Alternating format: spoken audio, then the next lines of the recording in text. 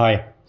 अब हम अगला जनरल एंट्री का क्वेश्चन करने जा रहे हैं। इस क्वेश्चन में अराउंड 14 पॉइंट्स है, तो आपको ये ध्यान में रखना होगा कि आप जनरल एंट्री बनाने से पहले मॉडर्न रूल को याद कर ले। अगर आपको मॉडर्न रूल याद नहीं है तो आप ये क्वेश्चंस को नहीं बना पाएंगे। तो मैं आपको रिकमेंड करूँगा कि आप मेरी शॉर्ट वीडियोज़ को एक बार देखिएगा। आपको बहुत ईजी वे में, सिंपल वे में आपको समझ में आ जाएगा कि मॉडर्न रूल कैसे याद करना है और क्या क्या रहता है उसमें। तो चलिए आगे बढ़ते हैं। जैसे पहला पॉइंट दिया हुआ है, started business with cash for ₹1,00,000। तो बिज़नेस आप स्टार्ट कर रहे हैं तो कैश हमारा एक एसिड होता है। कैश की वैल्यू जब बढ़ती है तो इंक्रीज हो रही है, डेबिट होगा। और कैपिटल भी आप यूज़ कर रहे हैं, इसमें कैपिटल ऑटोमेटिकली इसमें आता है। और कैपिटल आपका जब इंक्रीज होता है तो क्रेडिट होता है। तो cash account debit to capital account होगा 1,00,000। उसके बाद आपको बोला था कि गुड्स परचेज फॉर कैश। ध्यान रखिएगा, हम यहाँ पे दो पॉइंट का ध्यान रखेंगे, दो टर्म्स का। एक होगा परचेज और कैश, दोनों एसिड होती है। अगर कोई चीज़ आप ला रहे हो यानी उसकी वैल्यू बढ़ी, परचेज कर रहे हो यानी उस चीज़ की वैल्यू बढ़ रही है, तो वो होगा डेबिट। और आपके हाथ से कैश जा रहा है, डिक्रीज़ हो रही है वैल्यू कैश की, तो वो होगा क्रेडिट। इसलिए हम यहाँ पे क्रेडिट किए। ठीक है। अब goods purchase by Pankaj on credit 18,000 rupees. अब यहाँ पे आप ध्यान दीजिएगा कि हम गुड्स को परचेज़ कर रहे हैं बाय पंकज उधारी में। तो परचेज आपका एसिड होता है, एसिड की वैल्यू जब बढ़ती है तो डेबिट, जहाँ परचेज दिया वो डेबिट रहेगा। इस बात का आप ध्यान रखिएगा। तो purchase account debit to Pankaj account.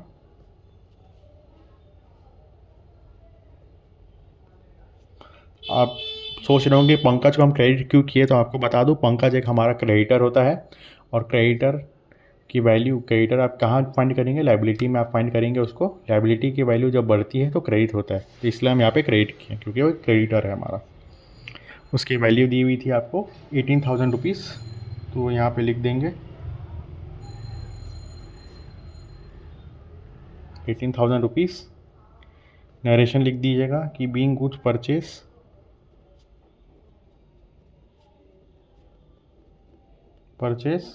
On credit.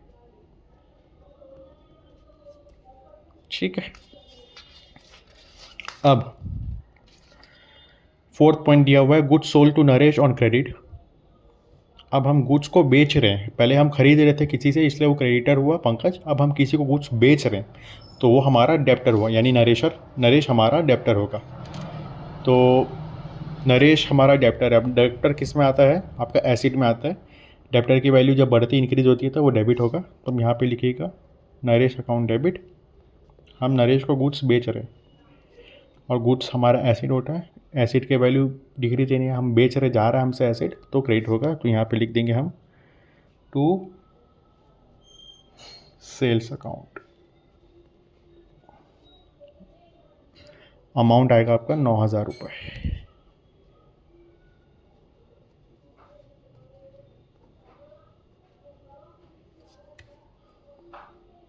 Narration लिखना होगा हमें, being goods sold to Naresh. ठीक है। अब गुड्स रिटर्न बाय पंकज 12,000। अब ध्यान दीजिएगा, गुड्स रिटर्न कर रहा है पंकज 12,000 रुपये का। अब जब गुड्स रिटर्न कर रहा है तो आपको 18,000 नहीं लिखना, जो अमाउंट दिया उसको लिखेंगे पहले। तो 12,000 ये आप सिंपल इसको समझिएगा। और जो ट्रांजैक्शन हमने यहाँ बनाया था, यानी कुछ परचेज पहले उसने किया था, फिर बाद में वो वापस रिटर्न कर रहा है। ठीक है। तो इसका जब अपोजिट कर देंगे, मतलब कैसा, पंकज को अपन डेबिट कर देंगे, ठीक, और परचेज रिटर्न को हम क्रेडिट कर देंगे। यहाँ पे आपको रिटर्न लिख के नीचे क्रेडिट कर देना है। देखिए कैसे करना है। Pankaj account debit to purchase return. Purchase return इसलिए लिखिए क्योंकि उसने वापस कुछ हमें दे रहा है वापस, जो हमने उसको बेचा था। अमाउंट दिया हुआ था 12,000 रुपये का, तो अब वो लिख देंगे 12,000। नरेशन में आप लिख देंगे जो क्वेश्चन में दिया था, being goods return by Pankaj.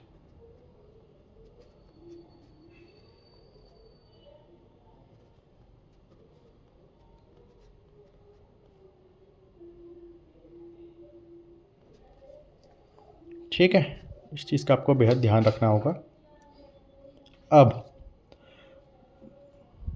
Pankaj ने तो गुड्स बेच दिया, मतलब दे दिया वापस। अब यहाँ पे दूसरा पॉइंट दिया है, goods return bye Naresh 1400।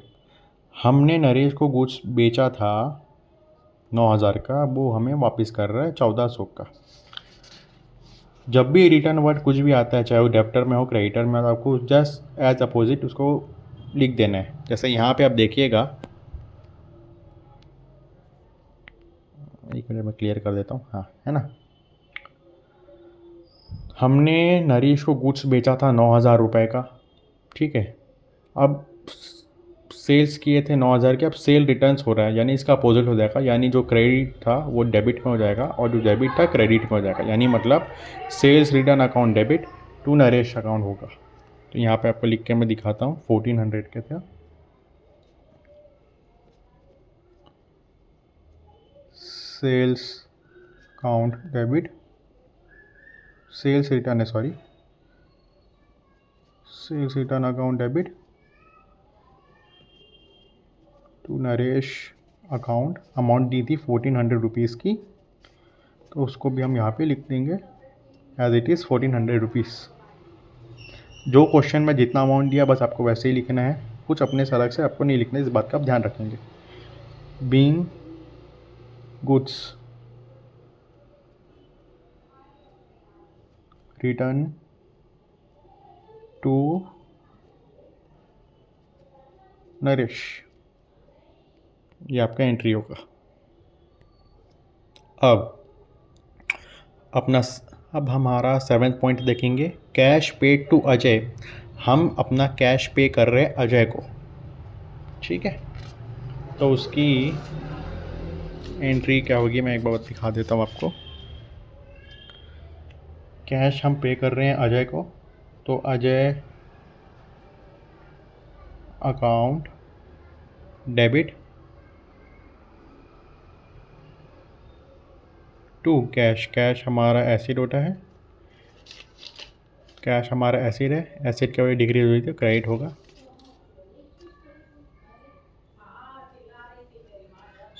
To cash account 6000 रुपये।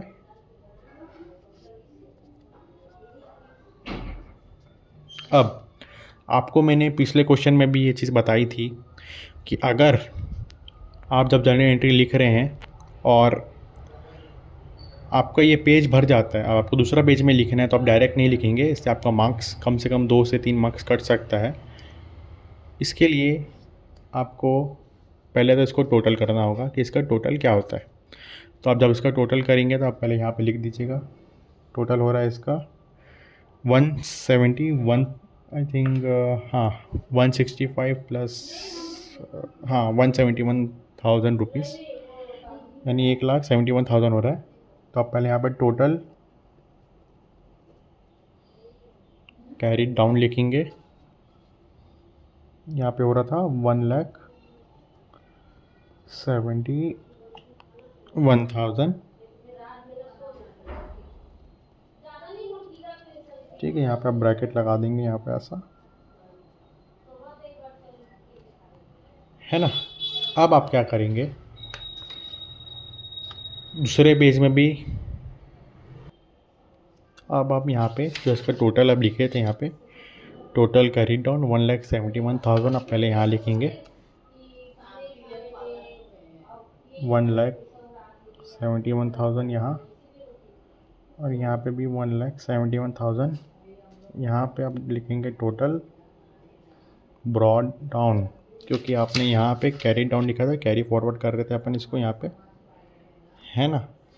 अब यहाँ पे आप ब्रॉड कर रहे हैं, यानी यहाँ पे आप लिख रहे हैं। अब इसके आगे अपन लिखेंगे जो भी अपना जर्नल एंट्री रहता है। अब देखिएगा कि कमीशन रिसीव हो रहा है 2,700 का, यानी 2700 का कमीशन रिसीव हो रहा है, यानी पैसा आ रहा है। रिसीव जहाँ वर्ड दिया है वो यानी वो कैश ट्रांजैक्शन होगी। कैश हमारा एसिड होता है, मैं वापस बता देता हूँ, यहाँ पे रिसीव दिया हुआ है तो रिसीव हमारा कैश ट्रांजैक्शन मानते हैं और कैश हमारा एसिड होता है। एसिड की वैल्यू जब बढ़ती इंक्रीज होती तो वो डेबिट होगा। और कमीशन हमारा एक इनकम होता है, ठीक है। इनकम एंड रेवेन्यू ये सब के कैटेगरी में आती है, तो इसकी भी वैल्यू बढ़ रही है तो ये क्रेडिट होगा, यानी cash account debit to commission account 2700 रुपये। ठीक है, यहाँ लिख के दिखाता हूँ आपको।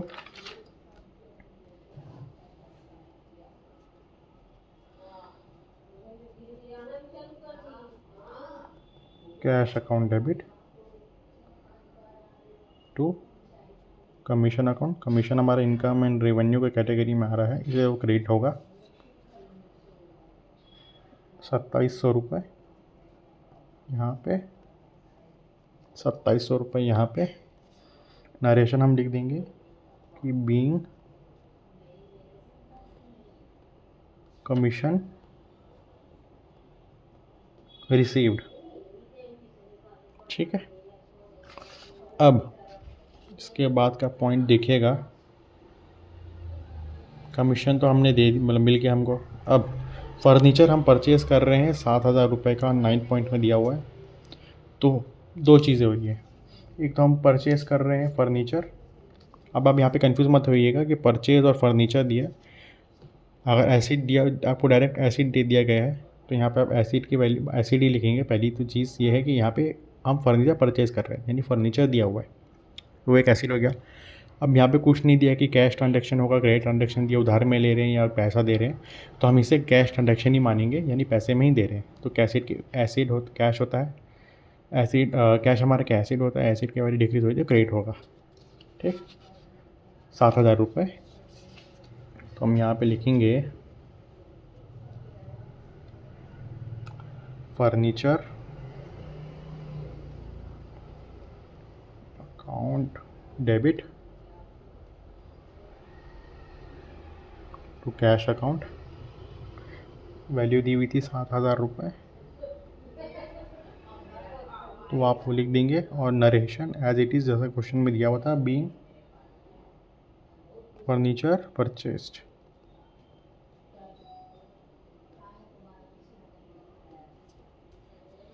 ठीक है, आपको ऐसा लिखना है। अब फर्नीचर तो हमने परचेज़ कर लिया, रेंट पेड टू अमित दिया हुआ है 5000 रुपये। ठीक है, रेंट हमारा एक एक्सपेंस होता है, नॉट एक्सपेंस बट क्या, हम रेंट पे कर रहे हैं यानी हमारे हाथ से कैश जा रहा है। ठीक है, तो यहाँ पे हम लिखेंगे rent account debit to cash account, cash हमारे हाथ से जा रहा है और रेंट हमारा एक एक्सपेंस होता है, खर्चा है, नुकसान खर्चा है, खर्चा जब बढ़ता है तो डेबिट होगा। तो यहाँ पे हम लिख देंगे इसको 5000 रुपये रेंट एज ए एक्सपेंस, और एसिड यानी कैश हमारे हाथ से जा रहा है, डिक्रीज हो रही है, तो एज ए क्रेडिट हम लिख देंगे 5000 रुपये। नरेशन आप लिख देंगे यहाँ पे कि बीइंग रेंट पेड। ठीक है, अब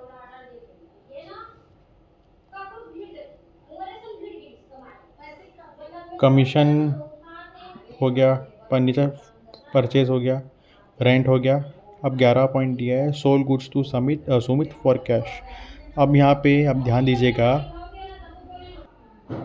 अगर आपको इस ट्रांजेक्शन में ध्यान देंगे तो सोल गुड्स टू सुमित दिया फॉर कैश 6000 रुपीज़ दिया। अब यहाँ पे आप तो पहली बात तो गुड्स को बेच रहे हो, सोल गुड्स हुआ, एक तो ऊपर से नाम दे दिया बंदे का, ऊपर से कैश ट्रांजैक्शन करता है, हमें क्या करना चाहिए।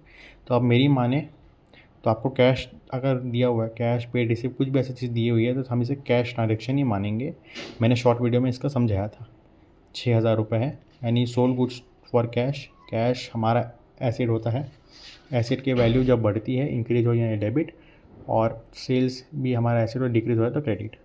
तो हम यहाँ पे लिखेंगे cash account debit to sales account, दोनों हमारा एसिड है ना।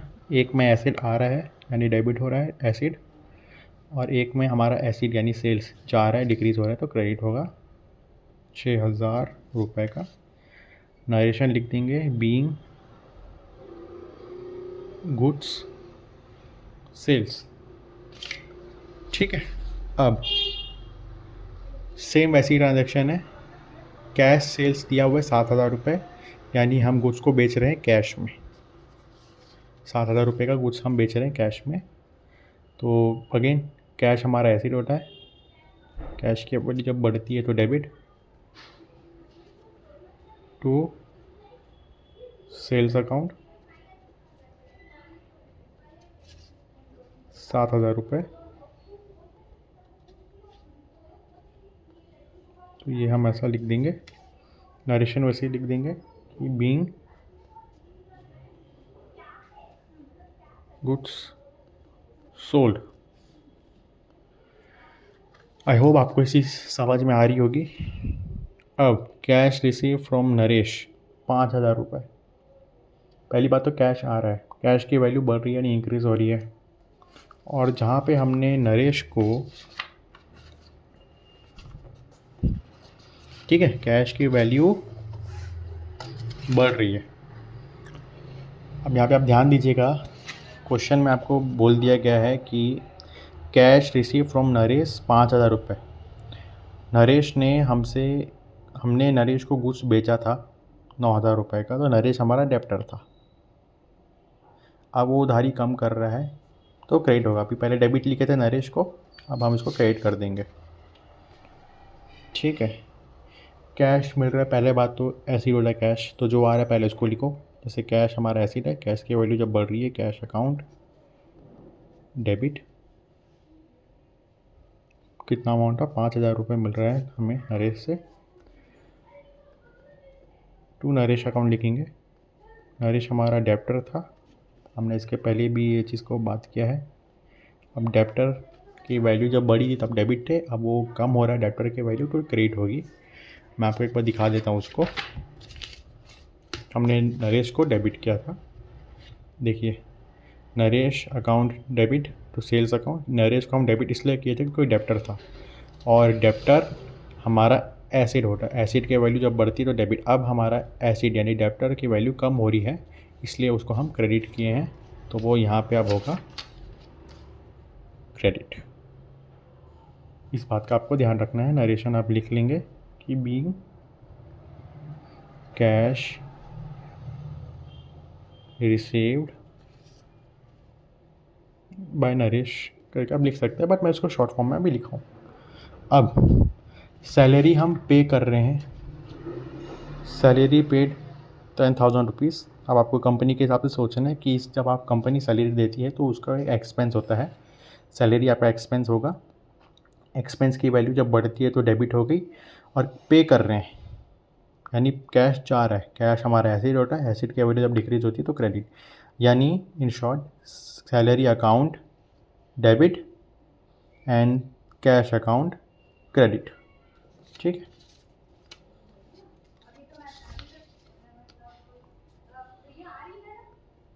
सैलरी हमारा एक्सपेंस है इसलिए उसको हम डेबिट किए, उसकी वैल्यू बढ़ी हुई है कंपनी के हिसाब से, टू कैश अकाउंट। कैश को क्रेडिट इसलिए क्योंकि कैश कंपनी के हिसाब से जा रहा है, और एसिड अगर डिक्रीज होती है तो क्रेडिट होती है। इसका अमाउंट आएगा 10,000 रुपीज़। अब इसको आप टोटल कर लेंगे, इसका टोटल होता है 2,13,000।